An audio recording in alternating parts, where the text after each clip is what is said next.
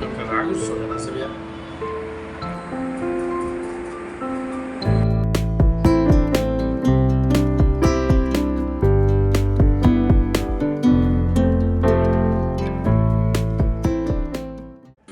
যেদিন আমরা দুজন প্ল্যান করি আজকে বাইরে যাব, তো সেদিন ঘরের সমস্ত কাজ রান্না বান্না সব কিছু শেষ করে তারপরেই বের হতে হয়, যাতে মাথায় কোনো টেনশন না থাকে। তো আজকেও তাই করেছি, সমস্ত কাজকর্ম শেষ করে বের হতে হতে আসলে 12টা-1টা বেজে গেছে। তো আজকে যেহেতু আমরা একটু দূরে যাব, সেজন্য ভাবলাম যে কিছু খাবার খেয়ে তারপর বের হই। আর এই রেস্টুরেন্টের ভুনা খিচুড়িটা আমার কাছে ভীষণ ভালো লাগে, তা ভাবলাম যে এখান থেকে ভুনা খিচুড়ি খেয়ে তারপরে বের হই। কোথায় যাচ্ছি সেটা অবশ্যই আপনাদেরকে আস্তে আস্তে যেতে যেতে বলবো। হ্যালো এভরিওয়ান, আসসালামু আলাইকুম। কেমন আছেন আপনারা সবাই? আশা করছি সবাই খুব ভালো আছেন এবং সুস্থ আছেন। এখন আমরা যাচ্ছি নার্সারিতে। আমি আর আমার বান্ধবী দুজনে মিলে যাচ্ছি গাছ নিয়ে আসার জন্য। দেখি কোন গাছটা ভালো লাগে, এখনও ডিসাইড করিনি যে কোন গাছটা নিয়ে আসবো, তবে যেটা ভালো লাগবে সেটাই নিয়ে আসবো। আজকের ওয়েদারটা খুবই সুন্দর, আমরা দুজনে গল্প করতে করতে যাচ্ছি। হালকা বাতাসও ছিল, ভীষণ ভালো লাগছিল। আমরা দুজনেই বাসায় রান্নাবান্না করে সব কাজ টাজ কমপ্লিট করে তারপর বের হয়েছি, যাতে মাথায় কোনো আলাদা করে টেনশন না থাকে। আমরা দুজনেই গাছ খুব পছন্দ করি, সেজন্য যখনই সময় সুযোগ হয় তখনই চলে যাই নার্সারিতে, সেখান থেকেই মনের মতো গাছ নিয়ে আসি। আজকেও তার ব্যতিক্রম হবে না ইনশাল্লাহ। আজকেও আমার মনের মতো ইনডোর প্ল্যান্ট নিয়ে আসবো, যে ইনডোর প্ল্যান্টটা আমার কাছে খুব বেশি ভালো লাগবে সেটাই নিয়ে আসবো। Our hearts beat to the city streets. We began to feel the fire. We rise like tall buildings as the chemicals they take us higher. চলে এসেছি নার্সারিতে। এত গাছের ভিতরে আসলে কোনটা যে পছন্দ করব সেটাই বুঝে উঠতে পারছি না। উফ, অনেক রোদ, গাছের ফাঁক দিয়ে অনেক রোদ আসছে। বাবা, Just begun as she puts her hand in mine. We wanna chase the night, wanna dance to the light. Pull stars from the sky, just two hearts. কোনটা বেশি ভালো হয়? Indoor plant, Never sleep, indoor plant এটাও তো ভালো হবে। every shot from the top. এটা ভালো হবে না? Two hearts running wild.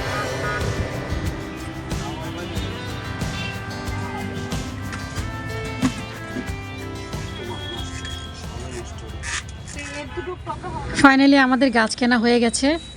আমি কিনেছি পার্ম গাছ। পার্ম গাছ আমার ভীষণ পছন্দের একটি গাছ। এর আগে আমি অবশ্যই এখান থেকে একটা পার্ম গাছ নিয়েছিলাম বাসায়, তো সেটা আমার ভুলের কারণেই কিন্তু নষ্ট হয়ে গেছে। কারণ পার্ম গাছ কিন্তু মাঝে মাঝে একটু বারান্দায় রেখে আলো বাতাস দিতে হয়, তো সেজন্যই আর কি আমি এই বারান্দায় রেখেছিলাম আলো বাতাস দেওয়ার জন্য। ঠিক সেই দিনই কিন্তু ঘূর্ণিঝড় মিথিলা হামলা করেছিল বাংলাদেশে, তো আমার বারান্দায়ও সেদিন হামলা করেছিল। আমি ঠিক সেই মুহূর্তে নামাজরত অবস্থায় ছিলাম বলে গাছটা আসলে ঘরের ভিতরে নিয়ে যেতে পারিনি, এবং নামাজে থাকার কারণে কিন্তু কাউকে বলতেও পারিনি ঘরে নিয়ে আসার জন্য। তো যাই হোক, সেদিনই আমার গাছ অতিরিক্ত ঝড়ে ভেঙে একদম শেষ হয়ে গেছে। এই কয়েকটা নিয়েছি আমি একদম ফ্রিতে, যেহেতু অনেকগুলো গাছ নেওয়া হয়েছে, তাই নার্সারি মামা আমাদেরকে এমনিতেই দিয়েছে। আচ্ছা শুনেন, এই যে গাছে লাগাবো কিভাবে সেটা বলেন। সকালে আপনাদের ভাইয়া অফিসে যাওয়ার আগে বলে গেছে ইলিশ বিরিয়ানি করার জন্য, তো ফ্রিজ থেকে চটপট একটা ইলিশ বের করে এইভাবে পিস করে নিয়েছি। এখন ইলিশ বিরিয়ানি করার জন্য এখানে আমি কিছু কাঁচামরিচ, এখানে আদা রসুন পেঁয়াজ, এগুলোকে সুন্দর করে টুকরো করে কেটে নিয়েছি। এগুলো সব কিছু একবারে ব্লেন্ড করব বলে। দুপুরে ছেলে মেয়েদের জন্য মাছ ভুনা করেছিলাম, আর ফ্রিজে তো ডাল ছিল সেটা গরম করে দিয়েছি, ওরা খেয়েছে। আর আমি তো বাইরে থেকে খেয়ে এসেছি, সো আমার আর খাওয়ার চিন্তা নেই।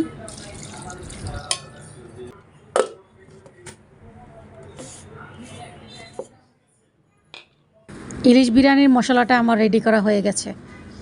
এই যে এখন কিছু পেঁয়াজ বেরেস্তা করে নিব, অর্ধেকটা দিয়ে রান্না করব আর বাকি অর্ধেকটা তুলে রাখবো একদম লাস্টে সাজানোর জন্য।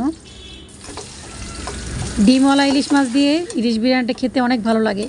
আপনাদের ভাইয়া অবশ্য বলে গিয়েছিল আমাকে ডিমওয়ালা ইলিশ দিয়ে বিরিয়ানিটা করার জন্য, তো আসলে ফ্রিজ থেকে যখন মাছ বের করতে গিয়েছি তখন কোন মাছের ভিতরে যে ডিম আছে সেটাই আসলে আমি আন্দাজ করতে পারিনি। এখন দিয়ে দিচ্ছি 3 চা চামচের মতো গরম মশলা। এখানে আমি সব ধরনের মশলা একসাথে করে তারপর ব্লেন্ড করেছি। এখন দিয়ে দিচ্ছি আমি 1 চা চামচের মতো লাল মরিচের গুঁড়া। যেহেতু আমি এখানে কাঁচামরিচটা ব্যবহার করেছি তাই মরিচের গুঁড়াটা আমি অল্পই দিয়েছি। আর এটা হচ্ছে আমার নিজের হাতে তৈরি করা টক দই। আপনাদের ভাইয়া যখন দেশের বাড়ি থেকে দুধ নিয়ে আসে তখন কিছু দুধ আমি দই করে ফ্রিজে রেখে দিই এভাবে বিরিয়ানি খাওয়ার জন্য।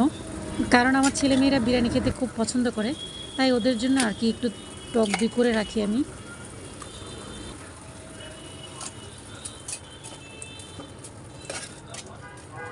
অল্প একটু লেবুও দিয়ে দিচ্ছি স্বাদের জন্য। এই লেবুটা দিলে স্বাদটা বাড়বে।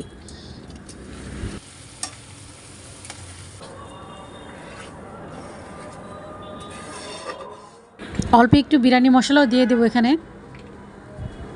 একটু বিরিয়ানি মশলা দিয়ে দিলে স্বাদটা ভালো লাগে।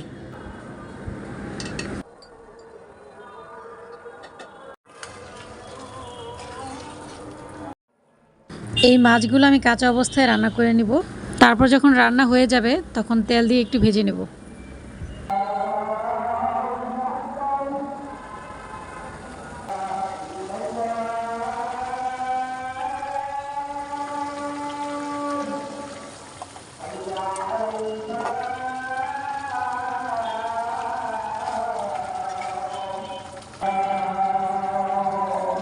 ব্লেন্ডারে যে মশলাটুকু ছিল সেটা এখন আমি একটু ধুয়ে তারপর এখানে দিয়ে দিচ্ছি।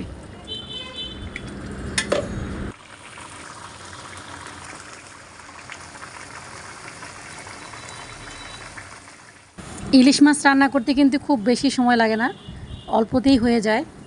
এখন এই মাছগুলোকে আমি তুলে নিচ্ছি, তারপর তেলে একটু ভেজে নেব। মাছগুলো যাতে পরবর্তীতে খুলে না যায় সেজন্যই আর কি একটু ভাজতে হবে।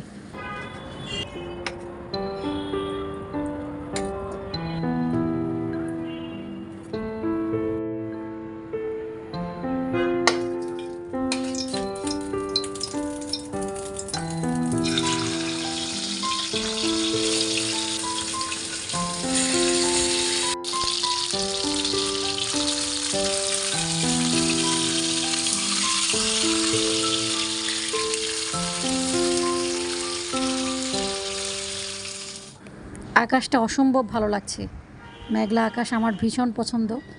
আর বিকেলের এই মুহূর্তটা আমার কাছে অনেক ভালো লাগে। যা বাবা, 2 মিনিট বারান্দায় দাঁড়ালাম আর এই যে দেখেন। এই জন্যই শাশুড়িরা বলে চুলায় কোনো কিছু রেখে কোথাও যেতে হয় না। আসলে বাহিরে এত সুন্দর বাতাস বইছিল আর আমিও প্রচণ্ড ঘেমে গিয়েছিলাম, সেজন্য ভাবলাম যে একটু হাওয়া খেয়ে আসি।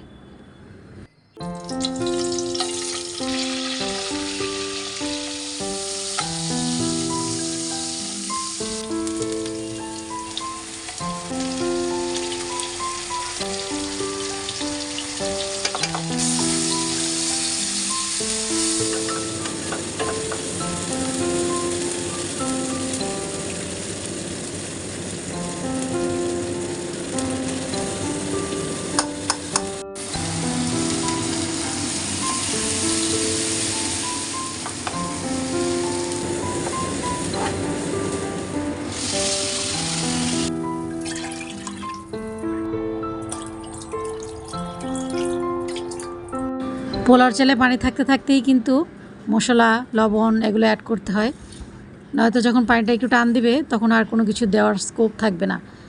এই মশলাটুকু এখন আমি দিয়ে দিচ্ছি পোলাওর চালে।